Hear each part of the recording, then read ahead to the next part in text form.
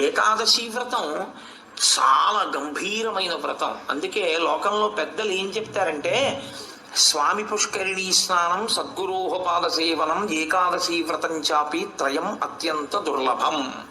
ఈ మూడు చెయ్యలేరు అని చెప్తారు. ఎందుకు చెయ్యలేరు? స్వామి పుష్కరిణీ స్నానం, అక్కడికి వెడతాడు, ఆనంద నిలయం చుట్టూ 100 మార్లు తిరుగుతాడు, కానీ పుష్కరిణిలో స్నానం చేద్దామన్న ఊహ వాడికి రానే రాదు. సద్గురోహ పాద సేవనం, సద్గురువు పాదములు పట్టుకునే అవకాశం ఇవ్వడు. ఎందుకు ఇవ్వడు? ఒక్కటే కారణం, నాకు అసలు కాళ్ళ నొప్పులే ఉండవంటాడు. ఆయన అసలు కాళ్ళు పెట్టించుకోవడం ఆయన జన్మాంతరంలో ఆయన చేయడు. కాబట్టి అసలు గురువు గారి కాళ్ళు బట్టి అదృష్టం నీకు ఎప్పుడు వస్తుంది? నువ్వు ఆయన కాళ్ళు నిప్పెడితే కదా నువ్వు వెళ్ళి పట్టుకోవడానికి. కాబట్టి ఆయన కాళ్ళు పట్టుకునే అదృష్టం ఉండదు. సద్గురోహ పాద సేవనం. ఏకాదశి వ్రతం చాపి, ఏకాదశి వ్రతము చెయ్యలేడు. ఎందుకు చెయ్యలేడో తెలుసా అండి? మీరు అంగీకరించినా అంగీకరించకపోయినా శాస్త్రీయమైన, వేదప్రోక్తమైన, ఋషిప్రోక్తమైన ఒక పెద్ద రహస్యాన్ని మీకు ఇప్పుడు చెప్తా. ఏకాదశి వ్రతం ఎందుకు కష్టం? మీ అబ్బాయికి ఉద్యోగం వస్తుంది, సత్యనారాయణ వ్రతం చెయ్యి, చేస్తాడు. మీ అమ్మాయికి పెళ్ళి అవుతుంది, వ్రతం చెయ్యి, చేస్తారు. నువ్వు చచ్చిపోయేటప్పుడు ఈశ్వరుడు గుర్తొస్తాడు, చచ్చిపోయేటప్పుడు ఎలా ఉంటుందో అలా ఊహించుకుని వ్రతం చెయ్యి అంటే, ఇప్పుడు వద్దులేండి తర్వాత చేస్తానంటే కదండి. ఏకాదశి వ్రతం నిజానికి అంతే. ఏకాదశి వ్రతం ఎందుకు చేయిస్తారో తెలుసా అండి? ఉపవాసం, అన్నం తినకూడదు. అన్నం తినకపోవడం కాదు, అన్నాన్ని పచనం చెయ్యడానికి కావలసిన సంభారములను స్పృశించి పచన ప్రయత్నమునందు నిమగ్నము కాకూడదు. అంటే ఏకాదశి నాడు ఉపవాసం ఉండి ద్వాదశి నాడు కాకరకాయ పులుసు పెట్టి వండుకుందామా, వేపుడు చేసుకుందామా అని ఆలోచించకూడదు. ద్వాదశి పాలన కోసం ఏకాదశి నాడు కాయగూరలు తరుక్కోకూడదు. ద్వాదశి నాటికి పనికొస్తుందని ఇవాళ పప్పు నానపోయకూడదు. అంటే అసలు మీ శరీరమును పోషించుకోవడానికి కావలసిన ఏ పనిని ఏకాదశి నాడు చేయకూడదు. మరి ఇంక ఏకాదశి నాడు ఏం చేయాలి? అసలు చాలా నిష్కర్షగా మాట్లాడితే నిర్జలోపవాసం, ముక్కోటి ఏకాదశి. నీటిని త్రాగకూడదు, ఉమ్ము మింగకూడదు. ఈ నిర్జలోపవాసం ఎందుకు చేయిస్తారో తెలుసా అండి? మనుష్యులలో 199 మంది తెలిసే వెళ్ళిపోతారు. అకస్మాత్తుగా అనాయాసంగా వెళ్ళడం మహాదృష్టవంతులకి తప్ప జరగదు. సాధారణంగా 199 మంది వెళ్ళే మార్గం ఏమిటంటే, రెండిటిని ఎండగట్టి పంపుతారు. ఒకటి నీరివ్వరు, 2 అన్నం పెట్టరు. ఎందుకని అంటారేమో, తీసుకెళ్ళి ఎక్కడ పడుకోబెడతారు ఇంటెన్సివ్ కేర్ యూనిట్లో. వాడి కర్మ అంతా ఎక్కడ వస్తుందంటే ఇక్కడ గొట్టం పెడతారు, ఇందులోంచి ఏం పోయిరు, ఇందులోంచి ఎక్కిస్తారు. దీంతో ఏం తాకూడదండి అంటారు, దీంతో ఏమీ తినకూడదండి అంటారు. ఇందులోంచి వెళ్ళిందే ఆహారం, ఇందులోంచి వెళ్ళిందే పానీయం. ఫోన్లేండి, ఇప్పుడు మాకు వచ్చిన నష్టం ఏమిటి, ఏదో ఒకటి ఎక్కుతోందిగా చచ్చిపోంగా అంటారేమో. ఓ 8 బెడ్స్ వేస్తారు అక్కడ. అకస్మాత్తుగా వీడికి పెటిడ్రిన్ ఇంజెక్షన్ ఇచ్చి వీడు పడుకుని ఉంటే 11ంటికి గొళ్ళు మరి ఏడుపు వినపడుతుంది. 3వ బెడ్ మీద వాడిని స్ట్రెచ్చర్ మీద బయటికి తీసుకెళ్ళిపోతుంటారు. వీడికి గుండెలు గుబక్కుమంటాయి. 11 మంచాలు ఉండేవి, 3వ మంచం వాడు వెళ్ళిపోయాడు. వీడు 8వ మంచం వాడు అయితే పర్వాలేదు, వీడు 1, 2 అయ్యాడు అనుకోండి. వీడి కర్మ. నేను చూశానండి, నేను యథార్థంగా చూశాను ఒక హాస్పిటల్లో. నేను దీన్నేమి హాస్యంగా చెప్తున్నానని మీరు అనుకోకండి. 3 మంచాలలో మధ్య మంచం ఆయన వెళ్ళిపోయాడు. నేను చూస్తున్నా, ఎవరో కాదు మా బంధువే. ఏడుస్తుంటే డాక్టర్లు అన్నారు, అమ్మ ఇక్కడ ఏడవకూడదు, నిశ్శబ్దంగా తీసుకెళ్ళి బయట ఏడవండి అన్నారు. ఎందుకంటే వాళ్ళు వెళ్ళిపోతారు, గట్టిగా ఏడిస్తే ఏడవకూడదు అన్నారు. నిజమే అది. వాడు అప్పటికే, నేను వెళ్ళిపోయిన వాడిని చూడటం లేదు, 1, 3 మంచాల వాళ్ళని చూస్తున్నాను. వాళ్ళు వీడు వెళ్ళిన మార్గం మూసుకుపోవుగాక అని వాళ్ళిద్దరు అలా చూస్తున్నారు. వీడు అదే వ్యాధితో జాయిన్ అయిన వాడికి ఎంత భయంగా ఉంటుందండి. గబాలను గోనుగూడలో బారేసి దగ్గర చేసి పట్టుకెళ్ళిపోతున్నారు బయటికి. పట్టుకెళ్ళిపోతుంటే ఆ బయటికి తీసుకెళ్ళిన తర్వాత ఇలా కిటికీలోంచి చూస్తే ఏం చేస్తున్నారో అన్నీ కనపడుతున్నాయి. కనపడుతుంటే వీడికి ఎలా ఉంటుంది, వీడి పరిస్థితి ఎలా ఉంటుంది? నాన్న రామకృష్ణ అనుకో, ఇప్పుడు తినలేడు, తాగలేడు, బయటికి వెళ్ళలేడు, తింటే తప్ప తాగితే తప్ప నిద్ర పట్టడం అలవాటుగా చేసుకుని ఉన్నవాడు. కడుపు నిండా తింటే కనబడిపోతుంది. అందుకని రాత్రి అయ్యేటప్పటికి బాగా తినేసి పడుకోవడం, నిద్రైపోవడం, మళ్ళీ లేవడం, మళ్ళీ తింటూ ఉండడం, ఇది అలవాటు అయిపోయింది చాలా కాలంగా. ఇప్పుడు కాదు, కోట్ల జన్మలుగా జీవుడు అలవాటు చేసుకున్నాడు దీన్ని. ఇప్పుడు తినకుండా తాగకుండా ఈశ్వరుణ్ణి నామం కూడా చెప్పు, ఇంతకన్నా క్లేశం ఇంకోటి ఏముంటుందంటే? తినద్దంటే క్లేశం, తాగద్దంటే క్లేశం.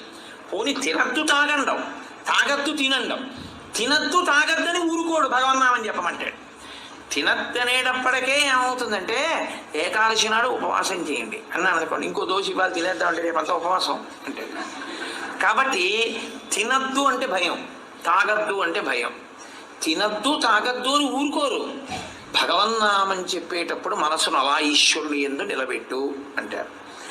ఇప్పుడు ఈ మూడు సాధించడం మీ పిల్లల కోసం కాదు, మీ భర్త కోసం కాదు, భార్య కోసం కాదు. ఎవరి కోసం? ఎవరికి వారి కోసం. ప్రతి పక్షంలోనూ ఒకసారి ఈ ఎక్సర్సైజ్ చేస్తే, ఈ వ్యాయామం చేస్తే, రిహార్సల్ అని ఒకటి ఉంటుంది.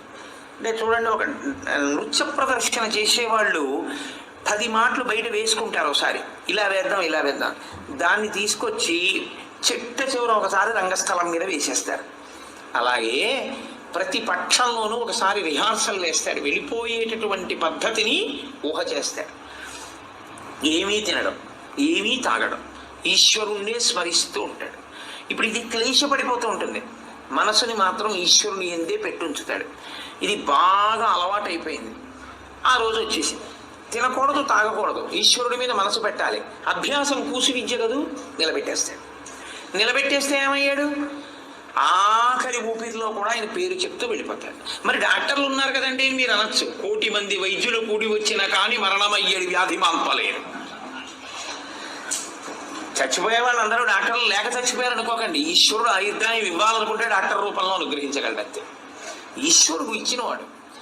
కాబట్టి ఏకాదశి వ్రతానికి ఉన్న ప్రధాన ప్రయోజనం ఏమి? అది మృత్యువుని వచ్చినప్పుడు ఎలా ఉంటుందో తత్సంబంధమైనటువంటి తర్ఫీదు మనసుకు ఇచ్చుట.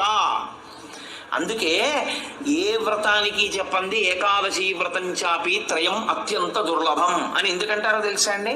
అసలు నువ్వు అలా ఊహ చేస్తూ కూర్చుని సిద్ధంగా ఉండడం 1/2 గంట చెయ్యలేవు.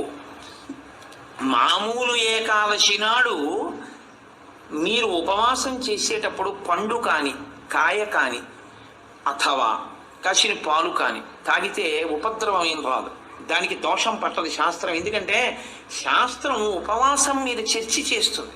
ఉపనిషత్తుల్లో ఆ విషయం ఉంది, వేదంలో ఆ విషయం ఉంది. ఎప్పుడెప్పుడు ఉపవాసం ఎలా చెయ్యాలి అన్నది ఉంది. ఆదివారం నాడు కానీ, పౌర్ణమి నాడు కానీ, అమావాస్య నాడు కానీ రాత్రి ఉపవాసం మాత్రమే చెయ్యాలి. పగటిపూట ఉపవాసం చేయకూడదు. ఆదివారం నాడు రాత్రి ఏమీ తినకూడదు, పౌర్ణమి నాడు రాత్రి ఏమీ తినకూడదు, అమావాస్య నాడు రాత్రి ఏమీ తినకూడదు. ఆ ఉపవాస నియమం అక్కడ వరకే. పగటిపూట మీరు భోజనం చేసినా పలహారం చేసినా శాస్త్రం అడ్డురాలు.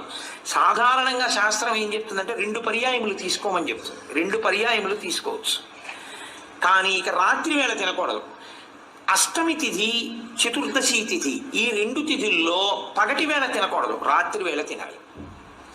పగటి వేళ ఏమీ తినకుండా ఊరుకుని నక్షత్ర దర్శనం అయిన తర్వాత మాత్రం భోజనం చేయొచ్చు. అది ఒక్క అష్టమి చతుర్దశి తిథులకు. కాబట్టి ఈ తిథులలో ఉపవాసాలకి, వారములలో ఆదివారం ఉపవాసాలకి, ఎందుకంటే వారాలు అన్ని యుగాల్లో లేవు, కలియుగంలోనే వారాలు.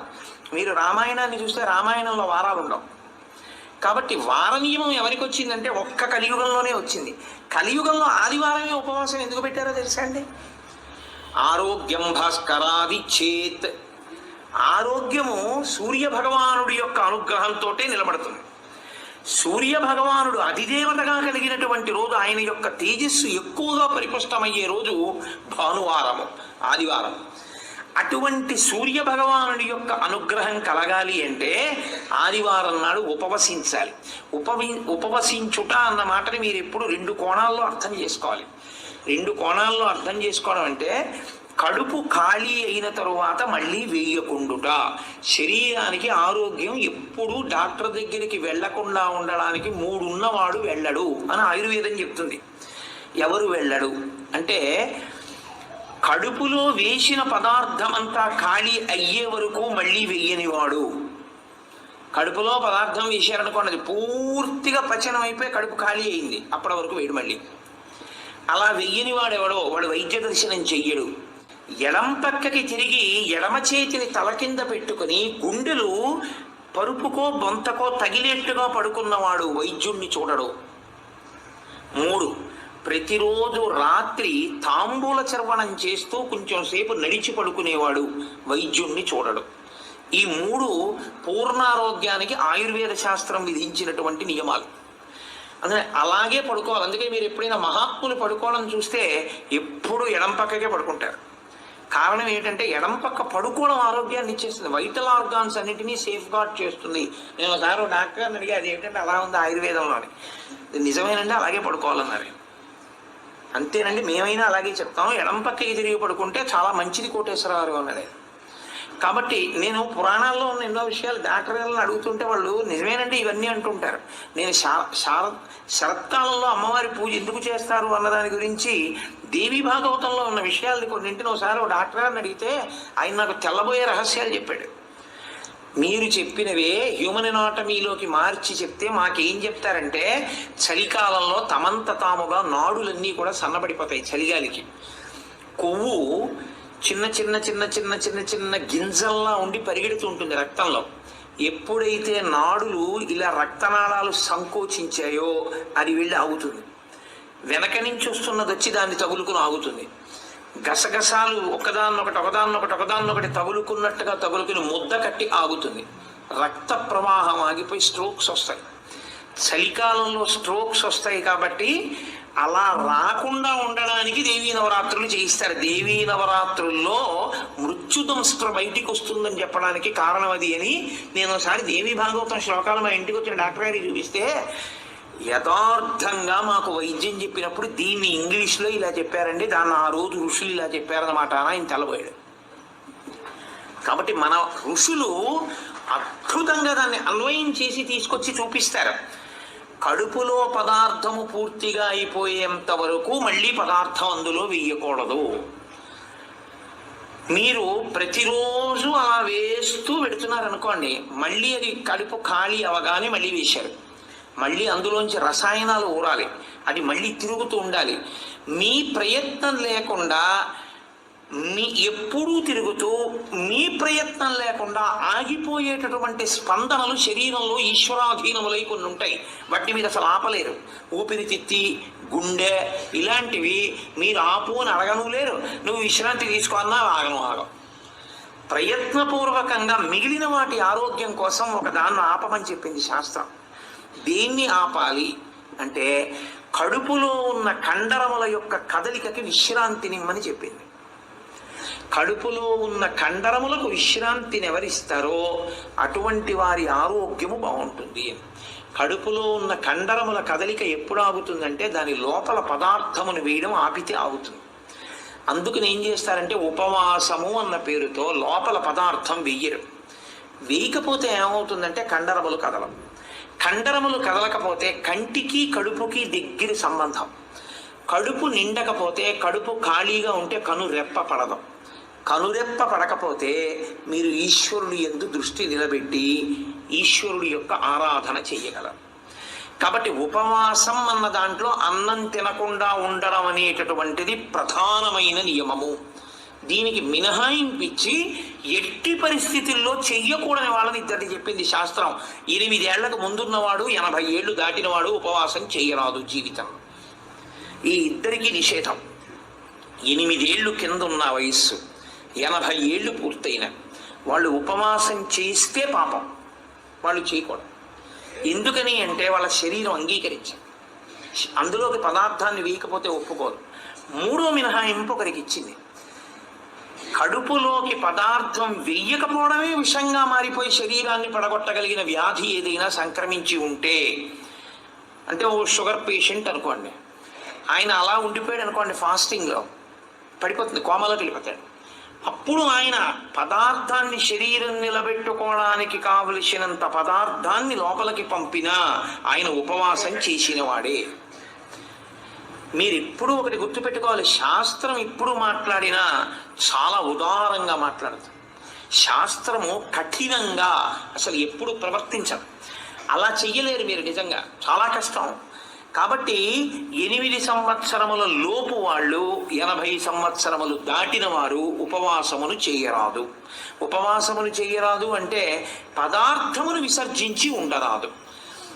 కాబట్టి ఉపవాసము అన్న మాటలో మీ కడుపు కండరములు కదలకుండా విశ్రాంతి ఇచ్చుట అన్నది ప్రధాన ప్రక్రియ.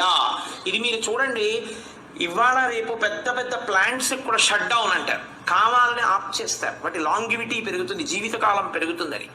అదే అన్వయం ఋషులు శరీరానికి చేశారు. ఇది కూడా ఒక యంత్రాంగం, ఇది ఒక తెప్ప. ఇది ఉంటే నువ్వు పుణ్యం చేస్తావు, ఇది ఉంటే నువ్వు ఇంకొక ధర్మకార్యం చేస్తావు. అసలు ఇదే లేకపోతే ఇంకేం చేస్తావు? ఇక జీవుడు చేసుకోవడానికి ఏం లేదు, ఇది ఉపకరణం. కాబట్టి దీన్ని చాలా జాగ్రత్తగా నిలబెట్టుకోవాలి. నిలబెట్టుకోవాలంటే దీని ఆయుర్దాయం పెంచాలంటే 2 రకాలుగానే పెంచాలి. ఒకటి, ఆవేశపడి ఊపిరి తీయకుండా ఉండాలి, ఎందుకంటే ఊపిరిలో ఆయుర్దాయం ఉంటుంది కాబట్టి. 2, అదే పనిగా దొరికింది కదా అని తింటూ ఉండకూడదు. కాబట్టి ఉపవాసం చేయాలి. ఈ 2 ఎవడు చేస్తాడో వాడు దీర్ఘాయుష్మంతుడు అవుతాడు. ఎవడు దీర్ఘాయుష్మంతుడు అవుతాడో వాడు పాపం చేయడానికి దీర్ఘాయుష్మంతుడు కాకూడదు. దేనికి దీర్ఘాయుష్మంతుడు కావాలి అంటే తన జీవుణ్ణి చక్కబెట్టుకోవడానికి దీర్ఘాయుష్మంతుడు కావాలి. అలా చేసేటటువంటి ప్రక్రియలో వచ్చిన అద్భుతమైనటువంటి తిథి ఏకాదశి. ఏకాదశి నాడు సర్వేషాం భోజనద్వయం అన్నారు. అది చాలా విచిత్రమైనటువంటి మాట. ఈనాడు నువ్వు చెయ్యవలసినది ఏదో తెలుసా? సర్వేషాం భోజనద్వయం. ఈ శ్లోకం చాలా చమత్కారమైనటువంటి శ్లోకము. అందరూ కూడా భోజనద్వయం, 2 మాటలు భోజనం చేయండి. అదేమిటండి, సర్వేషాం భోజనద్వయం అయితే ఉపవాసం ఎక్కడుంది అందులో? మరి ఇప్పటిదాకా మమ్మల్ని పట్టుకు పీకు తినేశావు, శరీరం చెరుక్కర్రన్నావు, దీన్ని నలిపేయాలన్నావు, దీన్ని క్లేశ పెట్టాలన్నావు, ఏకాదశి నాడు పెట్టకండి అన్నావు, ఉపవాసం చెయ్యండి అన్నావు, అలా 24 ఏకాదశి 23 చేయకపోతే 3 ఏకాదశి అయినా చెయ్యన్నావు. ఇన్ని చెప్పిన వాడివి మళ్ళీ ఇప్పుడేమంటున్నావు? ఏకాదశ్యాంతు కర్తవ్యం సర్వేషాం భోజనద్వయం. కర్తవ్యం, తప్పకుండా చెయ్యవలసిన పని. ఏకాదశ్యాంతు, ఏకాదశి నాడు ఏమి? సర్వేషాం, అందరికీ. భోజనద్వయం, 2 మాటలు భోజనం చేయండి. మరి అదేమిటి ఇప్పటిదాకా నేను చెప్పిన ఉపన్యాసం అంతా పోలా ఈ శ్లోకంలో? అది ఎందుకు శ్లోకాన్ని అలా చేస్తారో తెలుసా అండి? పెద్దలు, ఋషులు, మహాత్ములు చాలా అద్భుతమైన ప్రక్రియ చూపిస్తారు. నీకు ఆ అనుమానం బాగా రావాలనే శ్లోకాల రచన చేస్తారు. అప్పుడు నువ్వు సంతోషం ఏంటంటే నీకు కష్టపడకుండా నీకు కన్సెషన్ ఇచ్చేసినట్లు కనపడితే దాన్ని కన్ఫర్మ్ చేసేసుకోవడానికి తాపత్రయపడిపోతుంది. సుఖపెట్టడానికి ఏదైనా ఛాన్స్ ఇచ్చామనుకోండి, అబ్బా ప్రతి ఏకాదశి నేను 8 ఏళ్లలోపు 80 ఏళ్ళు పైకి ప్రతి ఏకాదశి నాడు నువ్వు షుగర్ వ్యాధిగ్రస్తుని అయితే ఎంత బాగుండవు అనిపిస్తుంది. ఎందుకంటే ఉపవాసం అక్కర్లేదు, ఒకటి పడేయచ్చు లోపల. కానీ ఆ శ్లోకానికి అర్థం ఏంటంటే భోజన అంటే ఓ జనులారా, మీ అందరికీ కూడా భోజనద్వయం అంటే భోజనం 2 మాటలు చేయండి అని కాదు. భో అంటే ఓ జనులారా, ద్వయం 2, ఏకాదశ్యాంతు కర్తవ్యం సర్వేషాం. అందరికీ ఏకాదశి నాడు 2 నియమములు పాటించవలసినదే. ఏమిటో తెలుసా 2 నియమాలు? శుద్ధోపవాస ప్రథమ. శుద్ధోపవాసం, 3 ఏకాదశి నాడు ప్రత్యేకించి శుద్ధోపవాసం. ద్వైతులు నిత్యలోపవాసం చేస్తారు. అసలు వాళ్ళు ఏకాదశి నాడు ద్వైత సంప్రదాయంలో ఉన్న వాళ్ళు, వాళ్ళ ఇంటికి మీరు వెళ్ళినా నీళ్ళు ఇవ్వరు. వాళ్ళు ఏకాదశి నాడు సత్యనారాయణ వ్రతం చేసుకోవాలంటే వాడు చేయరు. ఎందుకో తెలుసా అండి? ఈశ్వరుడికి నైవేద్యం పెట్టవలసి వస్తుంది. ఈశ్వరుడికి నైవేద్యం పెట్టద్దు వ్రతం చేస్తే, ఆయనకు కూడా పెట్టవాళ్ళు. ఆయనకి పెట్టడం కాదు, మీరు వాళ్ళ ఇంటికి వెడితే మీకు పండో కాయ కూడా చేతులు పెట్టరు. ఏమనుకోకండి, మీరు ఏకాదశి నాడు వచ్చారు మేము ఇవ్వలేమంటారు. వాళ్ళు ఉమ్ము కూడా గుటక వెయ్యరు, మంచినీళ్ళు కూడా తాగరు. మరి అలా రోహిణీ కార్తెలోనూ అప్పుడు ఎలా ఉంటారండి అని మనకు అనుమానం వస్తుంది. అలాగే ఉంటారు. ఇక్కడ కాదు, రాజస్థాన్ ఎడారిలో ఉంటారు. తెలుసా అండి? వాళ్ళకి ఈశ్వరుడి మీద ఉన్న నమ్మకం అటువంటిది. ఏకాదశి వ్రతం వాళ్ళకంత గట్టిది.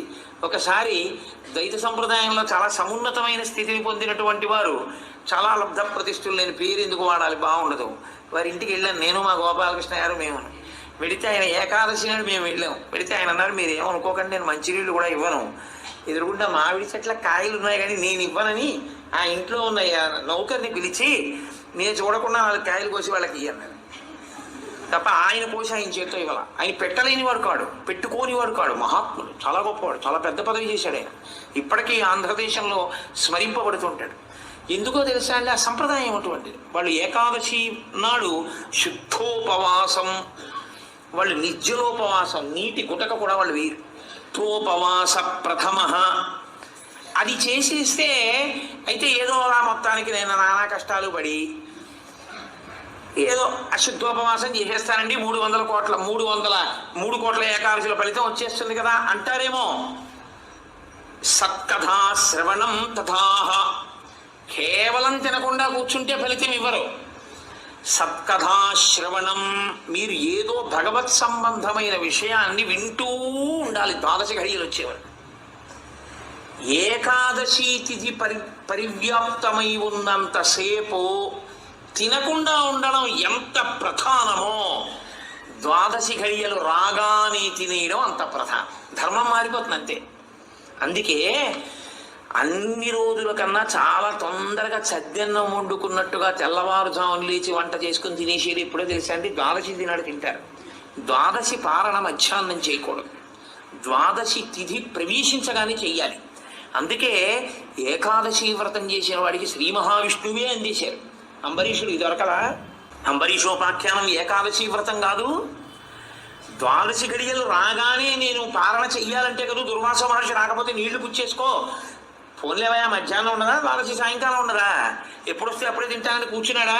ద్వాదశి ఘడియలు వచ్చేస్తున్నాయి, మరి ఏం చేయను అంటే పోనీ భోజనం చేయకపోతే నీళ్లు తాగే అన్నారు. నీళ్లు తాగేస్తే కదా ఆయనకి పాపం వచ్చింది. కాబట్టి ఏకాదశి వ్రతం నాడు ఉపవాసం ఎంత ముఖ్యమో, ద్వాదశి తిథి ప్రవేశించగానే, ద్వాదశి ఘడియ తగలగానే అన్నం తినేయడం అంత ముఖ్యం. అన్నం తినేయడం అంత ముఖ్యం అంటే చొక్కా వేసుకుని డైనింగ్ టేబుల్ మీద తినేస్తే ఏకాదశి వ్రతాన్ని కొక్కెత్తుకుపోతుంది. అన్నం ఎలా తినాలో అలాగే తినాలి. పైన చొక్కా బనీను లేకుండా శ్రద్ధాళువు అయి తినాలి. నువ్వు ఏకాదశి ఉపవాసం చేసి ద్వాదశి నాడు ఇంకోళ్ళ ఇంట్లో హస్తోదకం పుచ్చుకున్నావు అనుకో, నీ ఏకాదశి వ్రతం పనికిరాదు. అది ఏ నిత్యము చిరించేటటువంటి వారు అటువంటి వారికి పనికి వస్తుంది. లేదా ఏదో మహత్తరమైన ప్రయోజనం కోసం తప్పక బయట ఉండవలసి వస్తే వేరు. తప్ప అసలు ఉపవాసం చేసిన వాడు తనింట తాను తినాలి.